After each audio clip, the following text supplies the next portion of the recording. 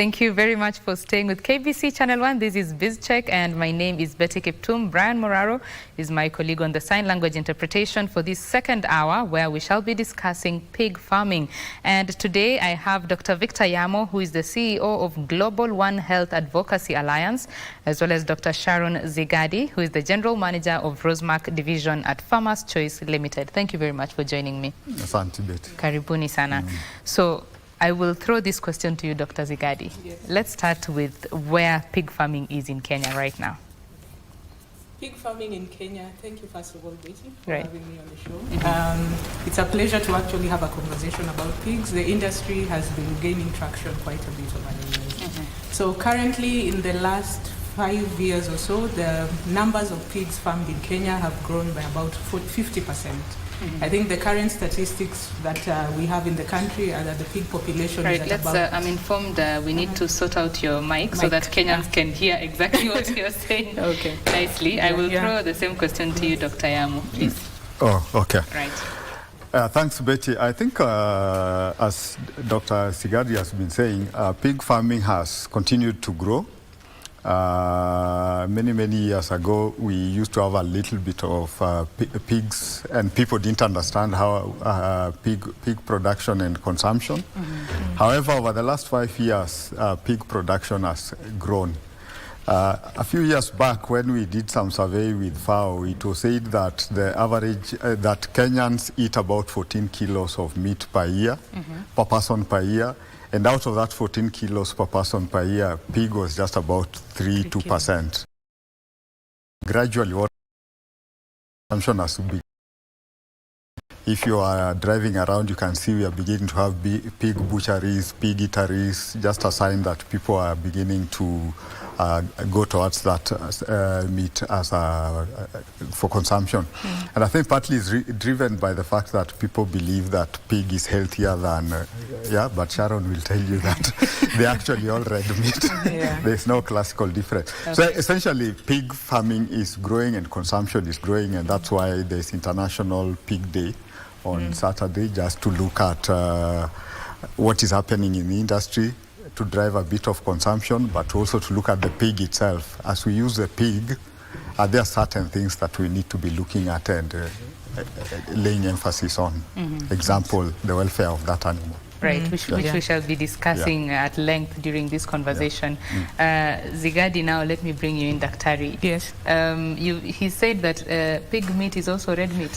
Yes, for sure. Pig meat is also red meat. There's always a misconception that it's white meat, just because the color usually is slightly lighter when you compare it to beef or other sources of meat that we have in the country. Yes, but it's definitely red meat. Right. Yeah, but now, very nutritious. And very tasty, I must say. Yes, so you were sharing with us your thoughts about pig farming and your experience in it. Yeah, I've been in the industry for about 18 years, straight out of college, and decided this is the line I want to focus on. So I've actually seen the industry grow from the time I joined the profession up to where we are right now. I think as a Farmers Choice, I started off with Farmers Choice, and at the time they were carrying about 60% of the pig herd in the country. Right now, farmers are holding possibly about 80%, and we are only doing about 20%.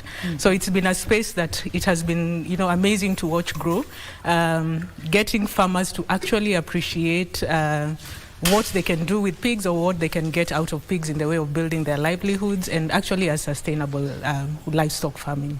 So the space is growing. There's still room for more. Demand is increasing, as Daktari has mentioned. Kenyans, tastes are changing, and we are seeing more and more consumption of pork. So the National Pig Day is, I think this is the first time we are making it a big deal in the country. Right. But it's just to create awareness to Kenyans and say, we are here. Pig is an alternative source of protein that is very tasty, as you said, and readily available throughout the country. The farmers who are doing it, I think, are enjoying pig farming. Pigs reproduce or replicate very quickly, so you get your returns very quickly. They get to market at about 5 months, 6 months if taken care of properly. Disease challenges are there, but to a minimum. But it is actually an industry that I am encouraging a lot of people to get into if they have the space. Yes. Right. Yeah. farming, Yes. the final product always is dependent on the entire stage, you know? Yes. From the time when the animal is, do we call it conceived? Yes. Yeah, we can start there. Yeah, we can start there. Yes. By the time you're eating your meat, that quality starts way far back there. Yes. So I would like Dr. Yamo to take us through, you can also chime in, Yes. you know, whenever you're ready, to take us through that procedure, how to ensure that by the time you are getting ready for the market, how do you have a healthy and quality animal? Thank you, Betty. Very good question. And I think this is where not only pigs, but the whole animal production industry is going into. Because people are realizing that animals are actually sentient beings. And sentient simply means they feel, they can understand and relate to an environment and what has happened to them.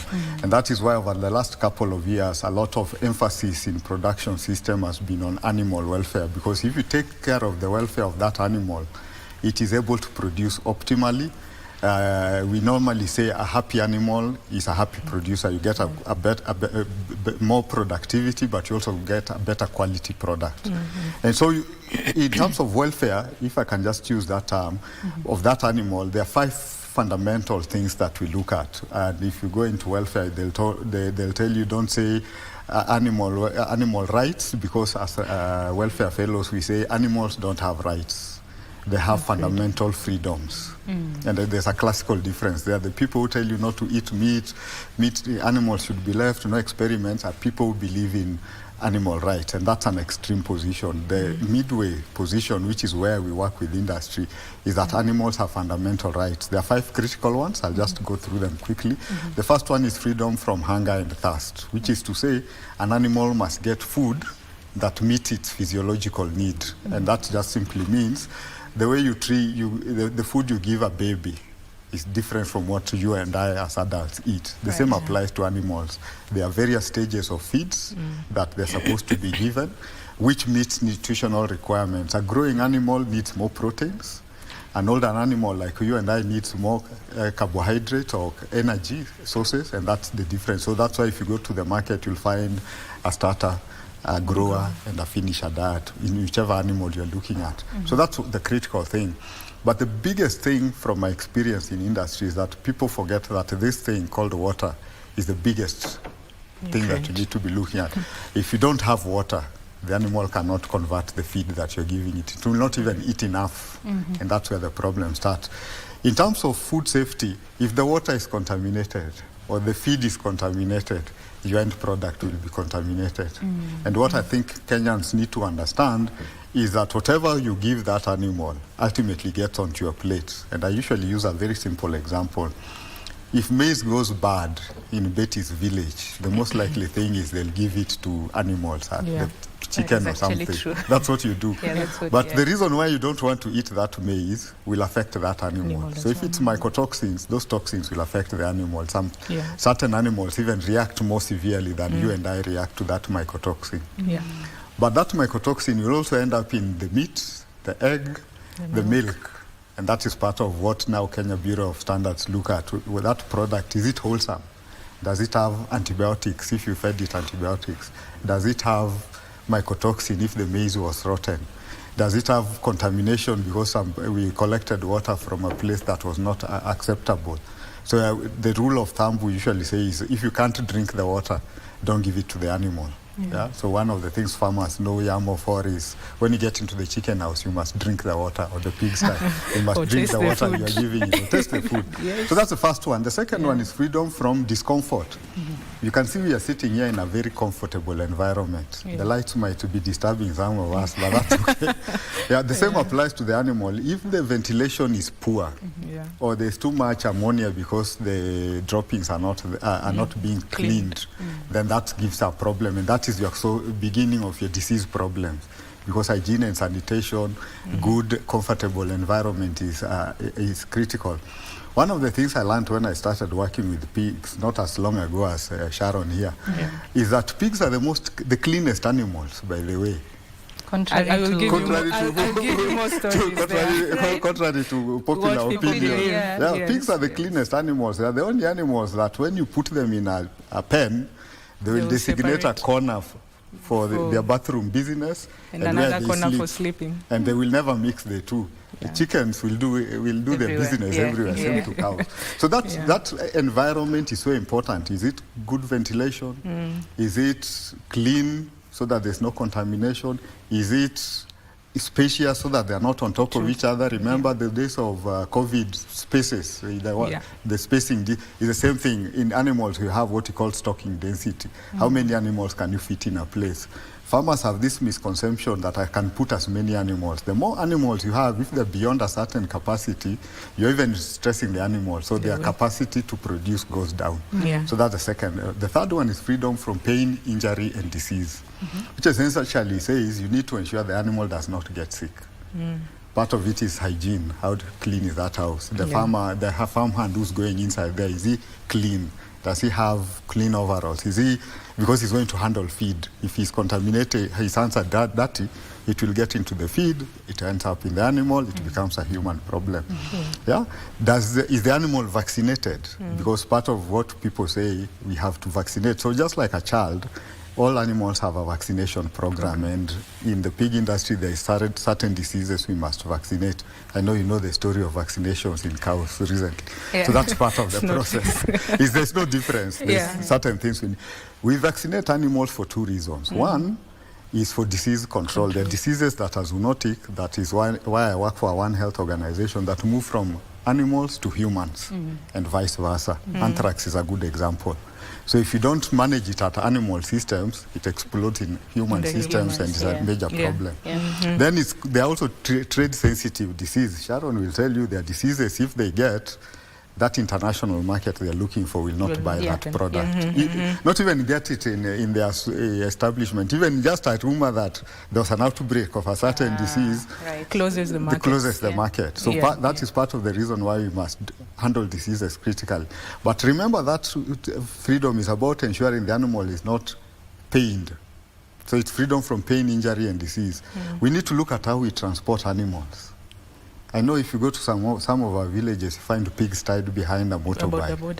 That pig is not fit for human consumption because it has had certain chemicals going through the system, hormones that are working, that then spoils the quality of that meat. In one of the research we've done both in pigs and chickens, we have realized that a lot of problems, the farmer does a good job, but transport to market becomes an issue. Because if the pig gets a scratch or an injury, at the processing plant, they must cut that out. And that is lost to farmers. And in the last one, we looked at one of the local slaughterhouses. They're losing 2 kilos per animal. 2 kilos at 300 shillings, 400 shillings per animal is significant. And that is where farmers start losing. That's why we are now talking about animal welfare, so that farmers look at how do I transport this animal? How do I do certain things? Then there's freedom to express natural behavior. Essentially, an animal should be an animal. If it's a chicken and it perches, it should be allowed to perch. If it's a dog that needs space to walk, it should be given that space to walk. If it's a pig that roots, it should be the litter in the house should give it that capacity to root and to exploit environment. If you don't do that, the animal is stressed because it's dull, it's not active. You end up with poor productivity. And then the last one is freedom from stress, distress, and freedom from distress, essentially. And essentially, we are saying don't stress the animal in any way. Anything that causes stress will lead to a drop in production. And so for animal welfare, that's what we are looking at. And those things have moved to a stage where it's now an ISO standard. Sharon will tell you that these days, even industry, the fast food restaurants and the supermarkets are asking for animal welfare standards. They're even audited for animal welfare, whether their standards reach certain animal welfare standards. That is the critical thing that part of International Pig Day is about, is that welfare of the animal. Is it being catered for? Because if it's not being done properly, there's a capacity to lose high-value market, especially the big hotels and fast food restaurants in this country. Let's bring in Dr. Sigadi into the conversation. We know that there have been consignments of Kenyan produce from the agriculture sector that have been stopped from entering other markets because of standards. So focusing on pig farming, please do tell us how farmers ensure that this is not affected. There's the overuse of antibiotics that has been a problem. So please, go ahead. Yeah, Ashanti, yeah. The international market or the world market is where I believe all farmers are looking to. Right. And I think the pig industry as well, consumption in Kenya is low, but in other parts of the world it's quite high. So our production is targeted, yes, to meet the local consumption, but also open up markets for farmers, and including Farmers' Choice. As Victor said, welfare is key. It's one of the aspects of pig production. But the other thing we also look at is breeds. Yeah, what kind of breeds are you using to produce? So looking at where you're sourcing your animals from becomes important. The detail of it, basically, you're just looking at the breed determines the quality of the meat, the productivity of the animal. It comes into health as well. There's selections that have been done to promote disease resistance.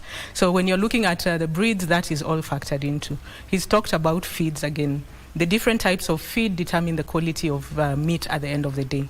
Yeah, so anything that goes into the feed has to be looked at keenly. The vaccination he's talked about also comes into play. So at the end of the day, when you put all this together, then coupled with management, and I think that is where we are now trying to create awareness and say, guys in the animal health industry, there's space here to actually contribute positively to the pig industry. Because it's been a very small industry, so a lot of focus has not been on the pig. And you'll find diseases that are out there that maybe the animal health practitioners are not too sure how to handle and all. So we are saying this is there. Open up your minds to also now encompassing the pig. So if you get all this together, then the international markets are open to us. There are two diseases of economic importance in the country that what Victor was alluding to, that you can actually get borders closed the moment they are mentioned. Yeah, there's one particular disease called African swine fever that is endemic in the region. There's a foot and mouth as well.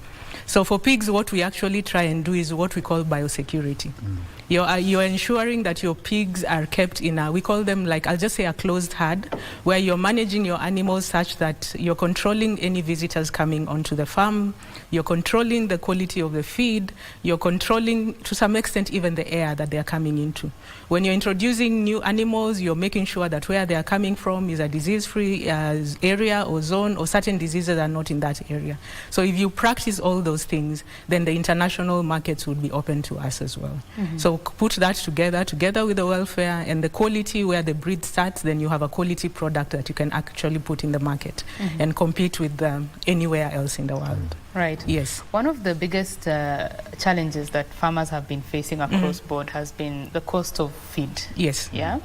How is the cost of feed for pigs, and that coupled with the capital required to actually get into pig farming. Yeah. Please do take us through that, so that I mean, at the end of the day, we want a good bottom line, you know. At the end of the day, we're in it as a business. Yes. True. So how is that looking like? Feed is a constant conversation, I will call it that, because it accounts for between 70 to 80% of production cost in the pig industry. And poultry as well. I think those are the two industries that are always hit the hardest when there are issues with feed. One of the main reasons why feed is so costly in Kenya is because we compete with the raw materials used in pig feed, poultry feed, compete with human requirements. So when you're talking about maize, whatever maize we produce is required for human consumption and required for animal feed as well. So at the moment, I think in the animal industry, the last statistics were saying that we require maybe about 3 million kilos of maize per year for the animal feed industry. So if we can't produce that locally, automatically the prices go up. The other thing that has hit the country is we trend to think it doesn't affect the animal industry, but it does, climate change. So you see, as much as we are currently, the conditions are very dry. We are struggling to source for things like maize. About a year ago, we were paying 30 shillings per kilo of maize. Now it's gone up to about 53 shillings.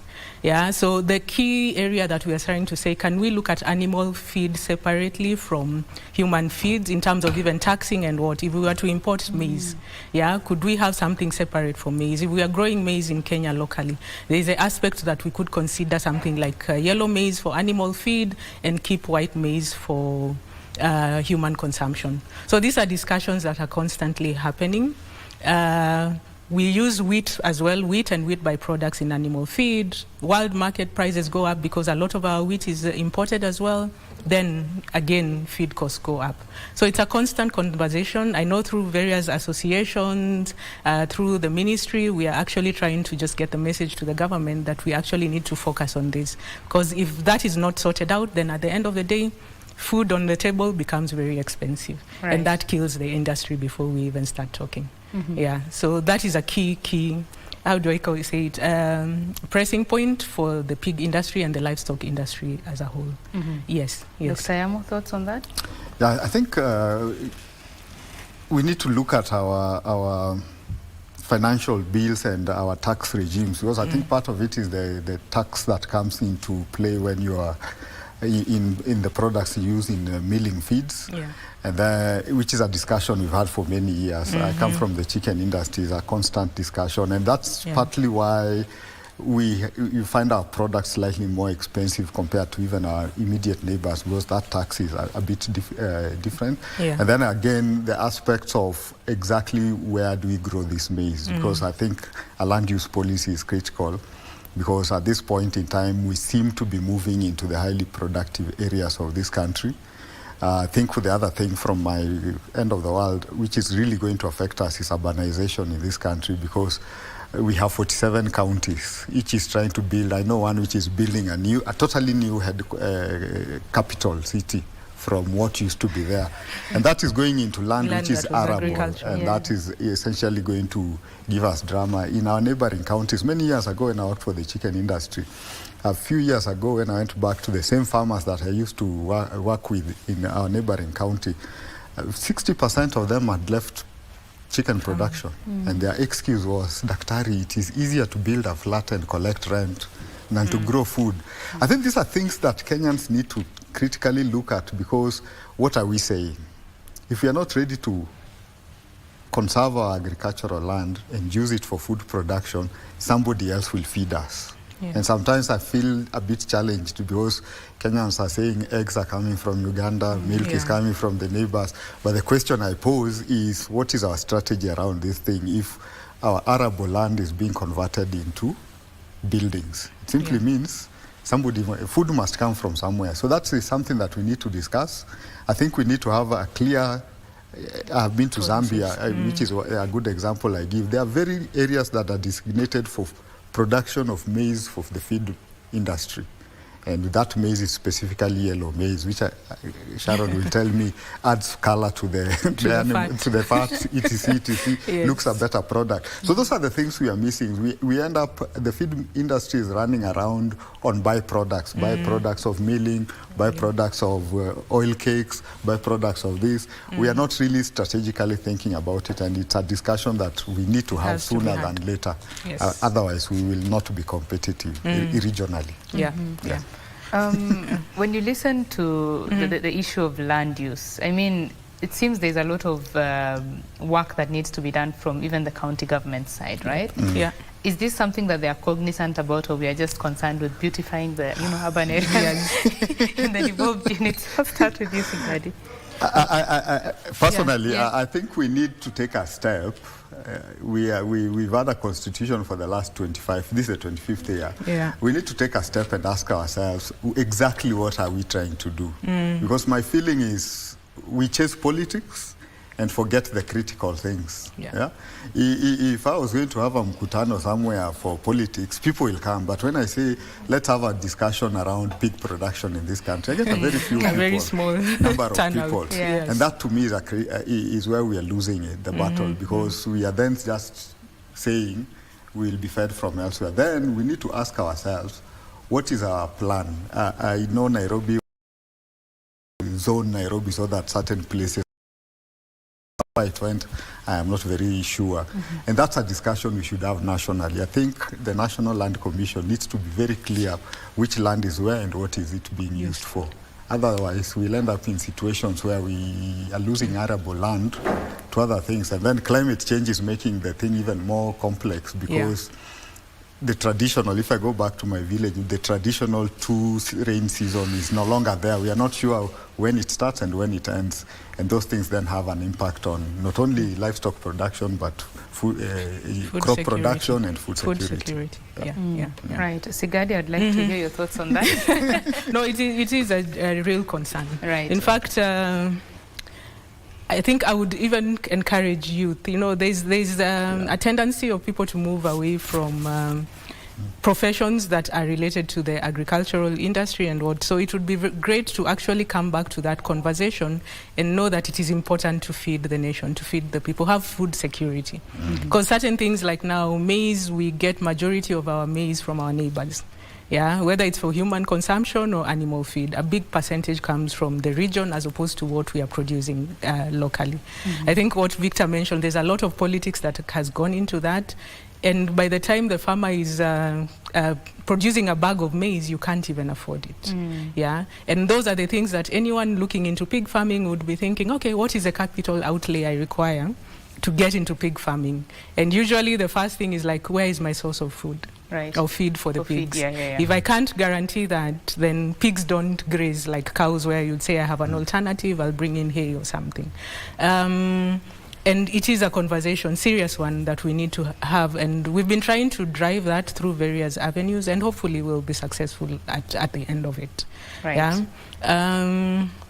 And yeah, that again makes us more competitive now in the market out there. Because I would just say currently out there, you can't, if you go to the market, compare Kenyan pork, Brazilian pork, American pork, you're like, okay, what is it? And ours is known for its quality and what, even our sausages, the taste and everything. So it is a conversation we seriously need to have as a country. Yes. One of the things that the international market always looks at is traceability. Yes. Right? Yes. I would like to understand, for the sake of the viewers, what exactly is traceability and how is it achieved? Let's start with you, Dr. You have to start with me. It's good you started with me. I think, let me say it easy. It's the easiest way to say to explain traceability is if I went to the supermarket down the road and picked a piece of chicken or a piece of pork, I should be able to see, by just the batch number that's on that product, I should be able to call Sharon and she should be able to even tell me the truck that carried the maize that went into the feed mill. Oh. That is what we are looking at. That went into the animal. That's far back. So when people see this concept, and let me make it easier for Kenyans, when you see people talking about farm to fork, that's a traceability standard, because we are saying on that fork, if we asked you this piece of meat, batch number this, what vaccine was given, who gave it, when was it given, which feed was it using, that feed, where did the maize come from, where did the genetics come from, etc. You'll be able to do. So it's a system that has been built over the year where everything that goes into that product is traceable.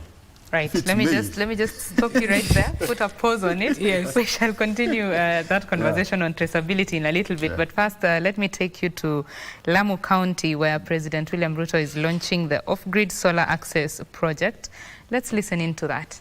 Kazi yote mimi nashughulikia kwa sababu ndio kubadilisha taifa letu la Kenya. Hakuna vile taifa hili linabadilika kwa sababu nyingine. Ni kwa sababu na kwa taratibu ya mipango ya maendeleo ya taifa letu la Kenya.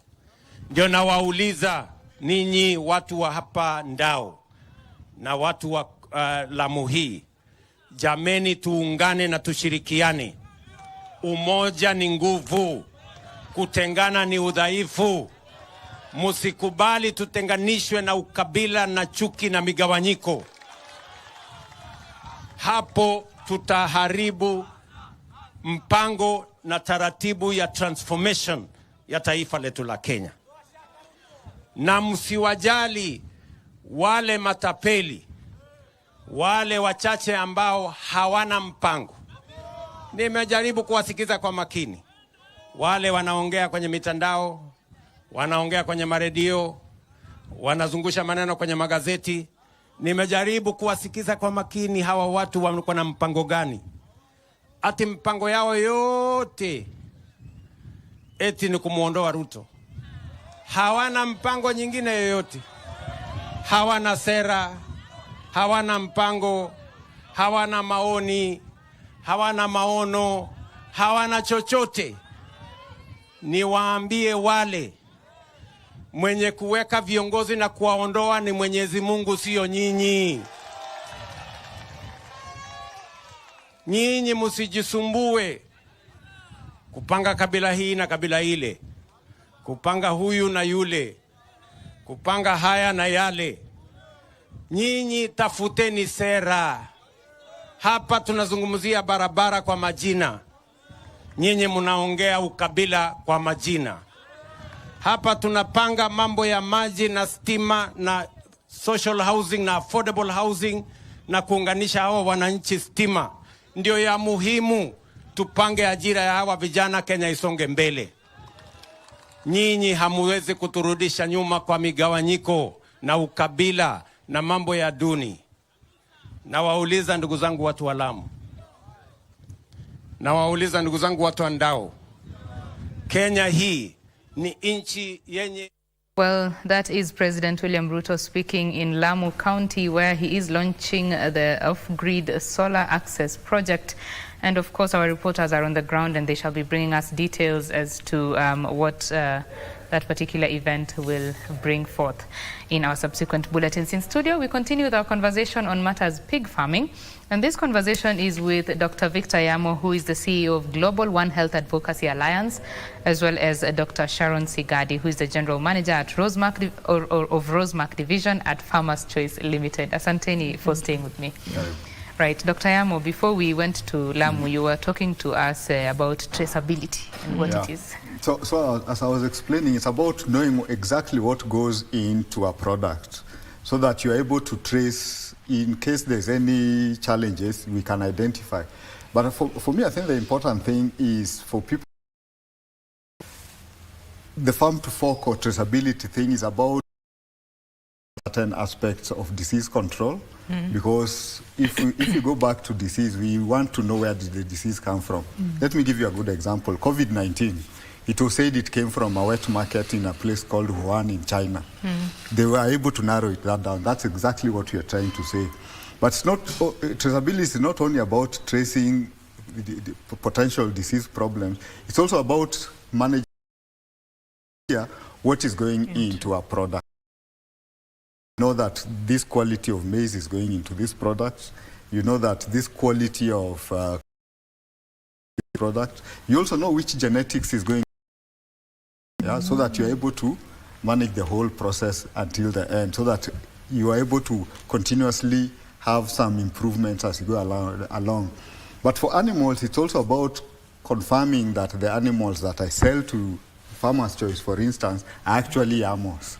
I did not go and borrow my neighbors and sold it. So we have had a long time ago, let me say, long time ago we had situations where we had pig farmers or predominantly dairy farmers when I worked for another organization, where there were dairy farmers who were supplying big processors with milk, but they had no milk. They had no cows. They had no cows, right. And those are some of the things that the traceability is trying to look at, so that we are able to confirm that farmer X, who delivered pigs to Farmers Choice, actually did have pigs, and she has gone through this process.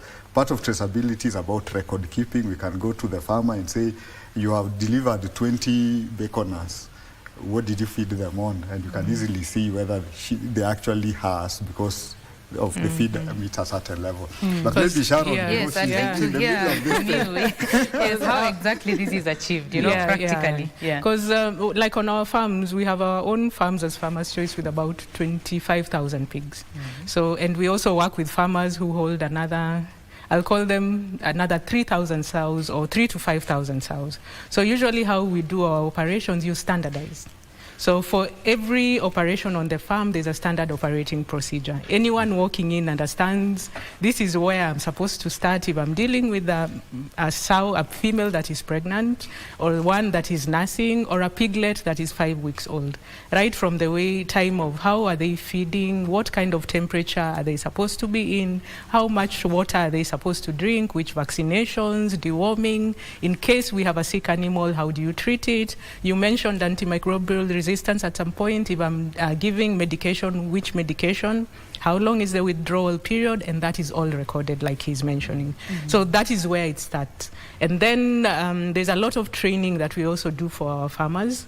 And in those trainings, we are now also trying to tell them, these are the best genetics, this is how you keep them, this is how you feed them, and at the end of the day, this is what you expect to get, and the animals come to us and we can be like, okay, good, at least we have an idea of how the animals were produced to the point they came to the slaughterhouse. So it's basically just about standardizing, creating awareness, and supporting the farmers through the process of producing the pigs. Yes. So when you are trying to now access those export markets, yes, and they request for traceability, whatever you call it, yes, how do you prove that? What he said, okay, for example, when a farmer is bringing 20 pigs to Farmer's Choice, first of all, they start by getting what we call a movement permit from the veterinarian in their area. Yes. So that requires that the vet has certified that the animals, first of all, are free from disease. Yeah, so they can be transported to slaughter. So we start there. Then when the farmer is required to actually have a specialized mark or number that goes onto the animal to identify it. So either you can use something, we call it like a slap mark, which is basically a temporary number that is put on the animal when it's coming into slaughter. You can get to the point where you're tagging the animals or you have chips on them or something. So that just ties back that farmer to the animal to the specific farmer. And if you want any information, you can now go back to that farm. That now coupled with what the government is doing in terms of the veterinary services of moving the permits. And then for us as an organization, the farmers that we work with, now the practices that we give them through our extension team, then we are sure that at least these have been implemented on the animals that are coming to us.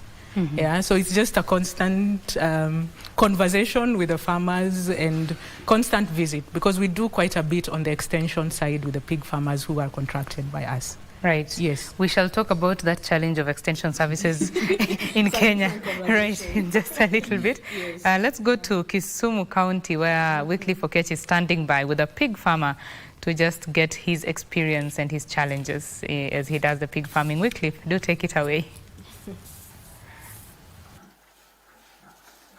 Well, thank you so much, Betty, from Nairobi. You've mentioned it right, that right next to me is a pig farmer. He is called Christopher Okeyo, and he has alluded to me that this is a venture that he started that is back in 2020 during the corona period. Now that's about 5 years down the line, and straight away I am going to engage Christopher to share with me the insights into this venture, the inspiration, the motivation, the benefits, the challenges, and what is his plans going forward. Christopher, straight away, look into the camera, talk to us this morning. Our viewers would want to know, yes, what inspired you to venture into piggery, or rather pig farming, and tell us, how has it fared so far? Yes, rightly as you put it, I'm Christopher Okeyo, and I hail from Karateng in Kisumu County.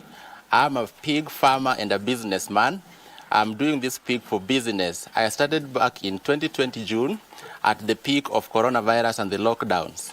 Now, what inspired me to do piggery was the urge to have something, a venture that can stand the test of time, whether there is pandemic or not. And you will agree with me that there is no day anyone will miss to eat, whether there is lockdown or not.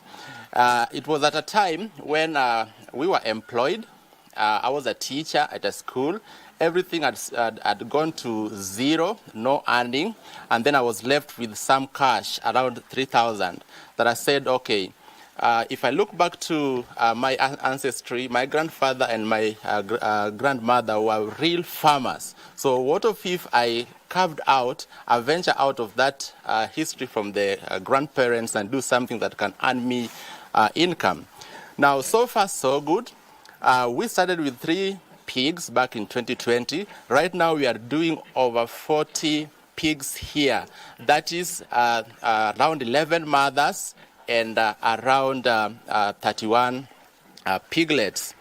It's not been a journey of process. It's a journey of what I call opportunities to learn. I don't want to call them mistakes. And right now, I can say that I have a content on where I should be heading to. If I don't repeat myself, we have been trying to come up with a sustainable way of bringing our pigs so that when we are selling at the market there, we are able to win, especially in terms of getting profits for the business and also giving our clients a value for their money. Right now, we are doing integration of feeds. We have feeds that we buy from feed manufacturers, and we also have our own feed that we make from waste, from food waste. And it is what I'm carrying the best in here, called black soldier fly larva. So we came up with a research when feeds were skyrocketing, and said, no, we are not going to leave this venture because people will not stop eating. We have to come up with something that is sustainable, that is produced at a very low cost and doesn't compromise on the quality of feed we give to our pigs. So in the morning, we normally give our pigs black soldier fly maggots, and then in the afternoon at around 3, they are really fighting for the few that have dropped down to me. That is why you see I'm almost falling. Yes, so in the afternoon at around 3, we give them the feeds that have been formulated and manufactured by reputable companies in the country. Christopher, let me just cut you short, but sorry for that. Yes. Is this something that anyone can just venture into, or it requires technical knowledge? And if so, you told us you are a teacher. Where did you get the knowledge to start this and mold it all through to this level? Yes, thank you very much. Now, for you to start any agribusiness venture, you need 2 things. The first thing is you need something in your hand, and the other one, you need something in your head. The 2 go parallel. You cannot leave one and go for the other one. So we started by, first of all, benchmarking from people who had already done this business, see what are their flaws, what are their successes, and how can we juxtapose that and bring something that is working for us. Yes, I am a teacher, so that has also helped me in navigating through the likes of YouTube to gain much knowledge onto starting this. And what I can say has really helped me too. I've been able to underscore the need to have quality feed going hand in hand with quality breed. You need quality breed and quality feed for you to succeed in piggery. Yes. Quality breed and quality feeds. Yes. And in that case, I'm going to ask about the extension services. Where do you get your extension services? Does the county government of Kisumu, because right now we are in Kisumu, does the county government of Kisumu come through for you by providing this technical knowledge through the extension officers? Yes, I'll be very honest. I'll put an honest lens in this. We are hoping that we will be getting extension services from the county government of Kisumu, but so far, honestly, we've not received any. But we are optimistic that one day or one time they will be passing by to give us the insights on what we are doing badly. Earlier on, you mentioned that it is not all rosy doing all this, and since 2020 through to 2025, that's about 5 years. Some of the critical challenges that you can note along the way? Yes, the first challenge, and I learned it the hardest way, was to go into this with the mindset of making money quickly. So what we did, we concerted resources and went to buy piglets from a farmer that was selling them at a throwaway price of 2,000. And we took around 40 piglets there. By that time, we had not even planned about on how we are going to get our food bank. We were not even sure what we are being given at F1. So that really dealt as a big blow. We have learned from it, and that is the main challenge that has really affected us, but we learned from it. And I'm so sure you have even bigger plans to grow your venture even into a bigger size. Which other requirements, rather, which assistance will you require and from where? So for you to move this venture from this level to the next? You are very right. I really, if you just check at the back there, I have a group of boys who are almost getting through with their school, and they are looking forward to me to creating for them an employment. In fact, they're going through the curve. So I want by 2027 to have at least 3 houses like the one that we are in here, so that we can keep at least 300 pigs. And by this, if I say I'm going to do it alone, that can be over-ambitious. We are working on our finances so that we'll be able to get loans from the financial institution to grow this business. We are also pitching to various NGOs that are operating in Kenya and supporting youths in agribusiness.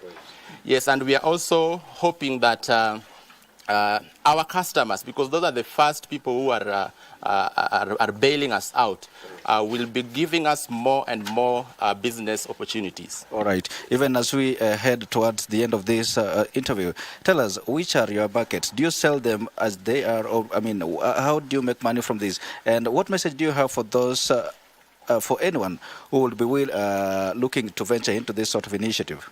Yes, there are 2 questions there. So the first thing is that we have really been dynamic on our market approach. We started by buying 3-month-old piglets and then fattening them, then selling at porkers. We saw the profits, and we also saw what we can improve on there. Right now, this year, we are focusing on selling quality piglets. And quality here means that we went for mothers, and then we are buying quality semen from reputable companies, so that what we are giving to the market there is above par. So that is our market approach going forward. I want to encourage anyone who would wish to venture into agribusiness value chain, especially piggery, to go for it, because that is it. Pigs, I can compare them with a type of poultry bird called broiler. They have a very high conversion of feed when you give them. You give them quality feed and their quality breed. Within 6 months, you're selling a pig not less than 20,000. Tell me any business that can give you return as fast as that. Right. Yes. Thank you so much, Christopher. Betty, it is a conversation that I wish could continue, but then I know we are constrained by time, and we'll be able to continue this off air so that we can get a detailed report regarding this sort of venture that Christopher embarked on at the height of the COVID-19. And he has been pushing through. This is 5 years down the line, and he hopes that his venture will just grow, continue growing even bigger. And something he has mentioned is about thinking outside the box. And for this venture, it's about quality feeds for quality breed. And he has also talked about how YouTube and knowledge that is out there on the internet has come through for him to navigate this sort of venture. Well, I know we are constrained by time, and by that, Betty, let me hand it back to you in studio to continue that show from the other end. Thank you very much, Wycliffe Okech. Quite an interesting conversation, and he has been very honest about him getting into the business, thinking that he'll make money immediately, but, you know, things proved to be a bit different. Thank you so much, Wycliffe, for that conversation. Well, we continue in studio with our conversation here, and I would really like to hear your thoughts on this. I mean, he also mentioned extension services as quite a challenge. I'd like to hear your thoughts on that conversation with the pig farmer, Christopher.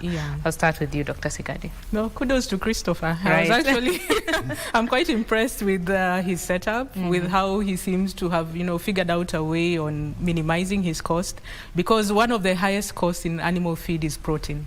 And protein sources, usually we either use soya or fish meal to actually provide the protein. So the costs have really escalated in the last 5 years, and hence people look into alternatives like the black soldier fly he mentioned as a source of protein.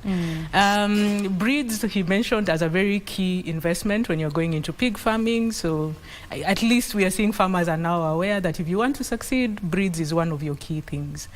Feed as well is important, he's mentioned to that, but where he's saying is lacking is the extension education or services. Right. And what we've found generally, I'll speak now as Farmer's Choice, is that yes, we have an extension team, But with the industry growing so fast, we are not able to cover 100%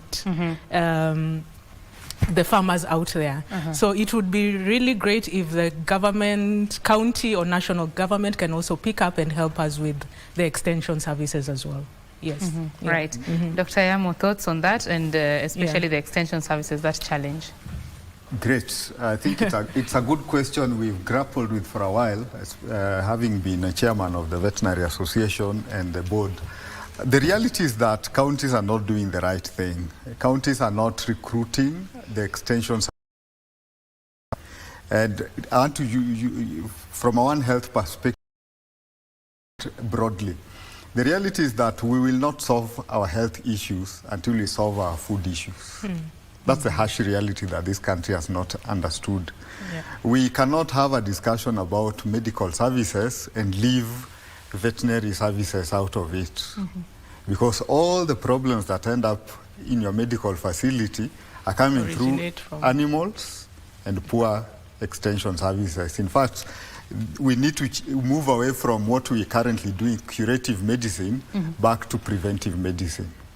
And that is where our challenge is, because if you do not sort out and get enough extension personnel to go onto the ground, explain to the farmer that you do not need to give an animal antibiotics in the name of preventing a disease, you just need a clean environment, you need to give it good quality food, good clean water, and then allow it to grow.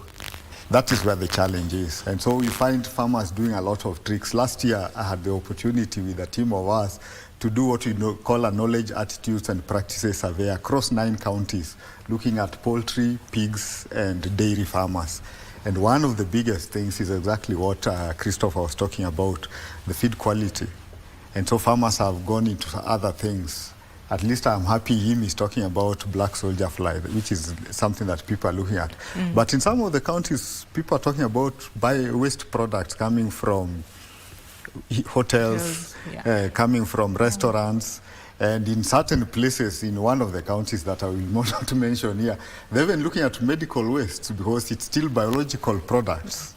And that is the problem we are having. So until you go down and sit with a group of farmers, this is a survey that you don't want to do because farmers have also become intelligent. So if you ask them, what do you do? They'll tell you the correct answers.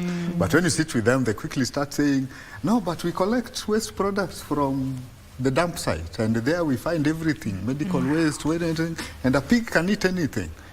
Because the farmer has not connected. The farmer has not connected that thing that is feeding that animal will end up on the table. We have counties in this country where, because of poor extension services, people want to make quick bucks.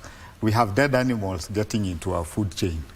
An animal dies. The other cases you are hearing about, most of them are cases where the veterinary officer has buried the animal, but people go and exhume the animal because they must eat meat. Wow. And those are the reasons why we need to go back and start educating. And so for me, my cry, I hear Christopher, I think part of our problem is we Kenyans. You and I don't go to budgeting processes, so county governments are putting budget money into other things instead of going and saying, if Christopher and a group of farmers went and said, in Kisumu County next year we want you to employ for us 3 extension officers, it will go into the budget. Thank you. I'll give Dr. Sikadi 1 minute to say your closing remarks. I'll take those as your closing remarks. Thank you. No, I'll close by saying that the pig is a wonderful animal. It sounds crazy. You said initially, I think Victor is the one who pointed to it, that they are considered to be dirty and everything. But they actually are very clean animals, very intelligent, able to engage with us. And as we commemorate World Pig Day, I would say to a lot of the Kenyans listening to us, the industry, the government, to actually have another look at the pig industry because of the growth it's going. With the urbanization, reduced land size, pigs are the only ones that replicate fast enough to be able to help us meet our protein requirement. Yeah, Christopher pointed out to within 6 months you have a pig that's ready for market and you're making your money, and that just translates to food for the people at a lower cost. Thank you. So thank you, Betty. Thank you very much. That is Dr. Sharon Sigadi. She is the General Manager of Rosemark Division at Farmers Choice Limited, as well as Dr. Victor Yamo, CEO at Global One Health Advocacy Alliance. We have been discussing pig farming, what needs to go in for it to be a profitable venture, the challenges that the industry is facing, and of course they've talked about tax incentives required to ensure that the cost of feed comes down. Extension services, quite a big challenge across the livestock sector. That is something that, of course, county and national government needs to also tackle. Well, that is it for BizCheck this morning. Thank you very much for keeping us company. I will now hand it over to Sheila Yogo for Kurunzi Mashinani. My name is Betty Kiptum. Do enjoy the rest of your viewing. Bye-bye.